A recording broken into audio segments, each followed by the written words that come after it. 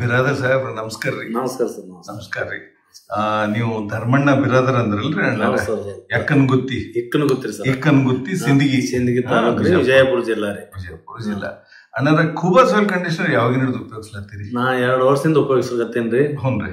ಸಲ ಕಬ್ಬಿಗೆ ಹಾಕಿನ ಸರ ಅಗ್ದಿ ಒಳ್ಳೆ ರಿಸಲ್ಟ್ ಬಂದಿರಿ.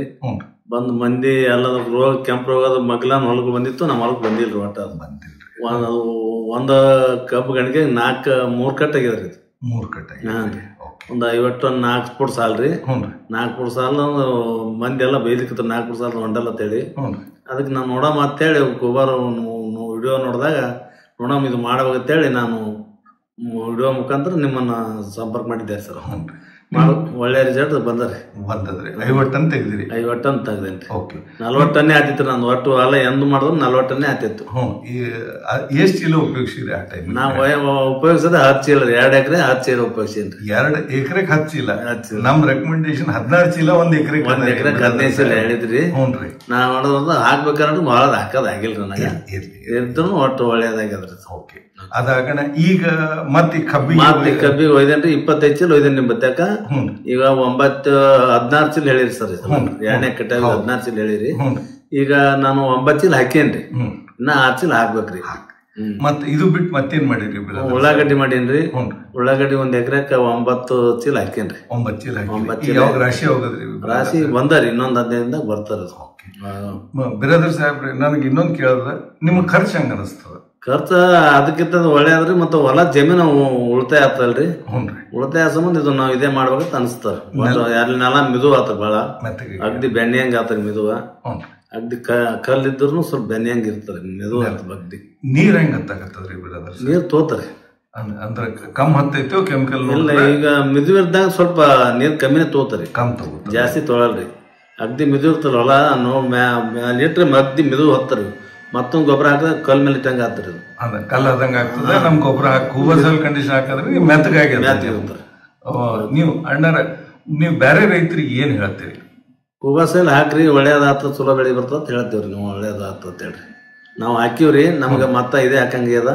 ನಮ್ ಕೂಡ ನೀವು ಕೂಬಾ ಸಾಯಿಲ್ ಅವ್ರು ಹಾಕ್ರಿ, ರಾಜೇಂದ್ರದವ್ರದ್ದು ಕೂಬಾ ಅಂತೇಳಿ ಹೇಳೋದು ಹಚ್ಚ ಬಿಡ್ತೇನ್ರಿ. ಈಗ ಮತ್ತೆ ಬಾಕಿ ಮಾಲ್ ಬೈಲಕ್ ಬಂದಿರಿ. ನಿಮ್ ಗೆಳೆಯರ್ನು ಬಂದಾರ? ನಿಮ್ ಬ್ರದರ್ ಏನ್ರಿ? ನಮಸ್ಕಾರ ರೀ ಬಿರಾದರ್. ನಿಮ್ ಹೆಸರು ರೀ ಬಿರಾದರ್ ಸಾಹೇಬ್ರೆ? ಅಣ್ಣ, ನೀವ್ ಎದಕ್ಕೂ ಯಾಕೆ ಬಂದಿರಿ? ಕಬ್ಬಿಗೆ ಒಯ್ಲಿಕ್ಕೆ ಬಂದೇನ್ರಿ ಸರ್. ಏನ್ ಅಣ್ಣವ್ರ ನೋಡಿ ಕಬ್ಬು ಚಲೋ ಆಗಿದ್ರಿ ಸರ್, ಅದಕ್ಕೆ ನಾವು ಬಂದ್ವಿ. ಖುಷಿಲೇ ಬಂದಿರಿ.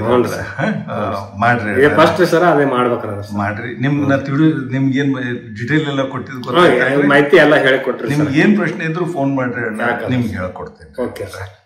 ಥ್ಯಾಂಕ್ಸ್ ರೀ. ನಮಸ್ಕಾರ ಅಶೋಕ್ ಅವ್ರ. ನಮಸ್ಕಾರ ರೀ. ನಮಸ್ಕಾರ.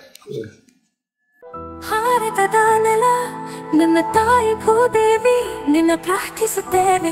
ನಿನ್ನ ಮಡಿಲಲ್ಲಿ ಜೀವನದ ಬೀಜ ಬಿತ್ತುತ್ತೇವೆ. ನಿನ್ನ ಮಣ್ಣಿನಲ್ಲಿ ನಮ್ಮ ಜೀವನ ನೆಲೆಸಿದೆ. ನಿನ್ನ ಕಾಪಾಡಿದರೆ ನಮಗಾಗಿ ಆರೋಗ್ಯಕರ ಆಹಾರ ಬೆಳೆ. ನಾವು ಸಾವಯವ ಕೃಷಿಕರು, ಸಾವಯವ ನಮ್ಮ ಪ್ರಾರ್ಥನೆ. ನಮ್ಮ ಸಂಪ್ರದಾಯವನ್ನು ಮರೆತಿಲ್ಲ, ನಮ್ಮ ಭೂತಾಯಿ ಮರೆತಿಲ್ಲ. ಕೂಬಾ ಸಾಯಿಲ್ ಕಂಡೀಷನರ್ ಎಲ್ಲ ಲಘು ಮತ್ತು ಸೂಕ್ಷ್ಮ ಪೋಷಕಾಂಶಗಳೊಂದಿಗೆ ಬಲವರ್ಧಿತವಾಗಿರುವ ಏಕೈಕ ಗೊಬ್ಬರ. ಸಸ್ಯದ ಅವಶ್ಯಕತೆಗಳಿಗೆ ಅನುಗುಣವಾಗಿ ಪೋಷಕಾಂಶಗಳನ್ನು ನೀಡುತ್ತದೆ.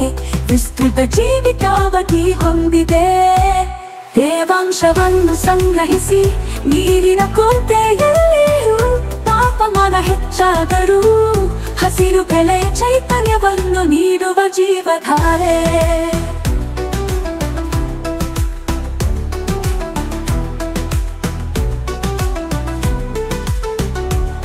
ಈ ಗೊಬ್ಬರವು ಎಲೆಗಳು ಬೇರುಗಳ ನೇರ ಸಂಪರ್ಕಕ್ಕೆ ಬಂದರೂ, ಗೊಬ್ಬರ ಹಾಕಿದ ನಂತರ ನೀರು ಹಾಕುವುದು ತಡವಾದರೂ ಸಸ್ಯಗಳಿಗೆ ಯಾವುದೇ ಹಾನಿಕಾರಕ ಪರಿಣಾಮಗಳಿಲ್ಲ.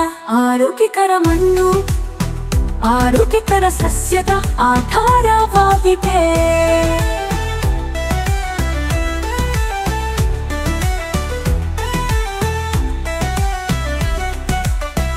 ಆರೋಗ್ಯಕರ ಮಣ್ಣು ಆರೋಗ್ಯಕರ ಸಸ್ಯದ ಆಧಾರವಾಗಿದೆ.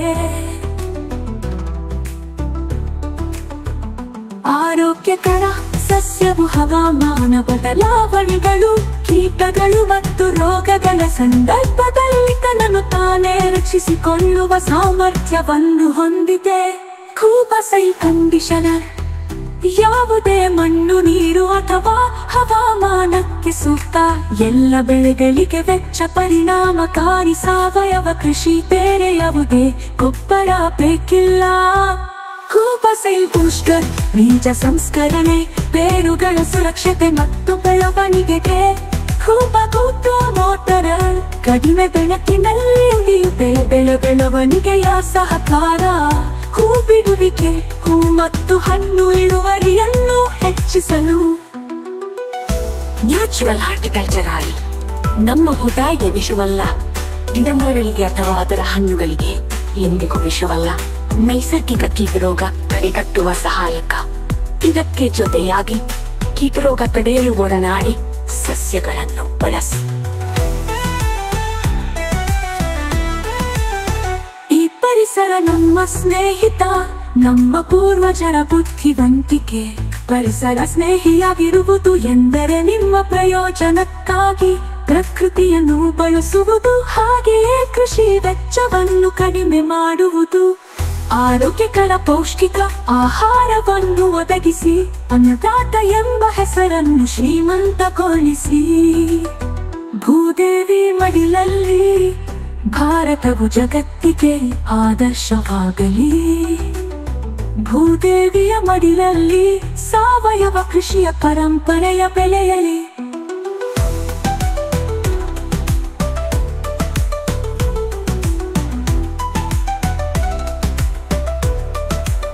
ನಮ್ಮ ಮಕ್ಕಳ ಭವಿಷ್ಯಕ್ಕಾಗಿ ಆರೋಗ್ಯಕರ ಮಣ್ಣು ಉಳಿಯಲಿ, ಆರೋಗ್ಯಕರ ಆಹಾರ ಬೆಳೆಯಲಿ.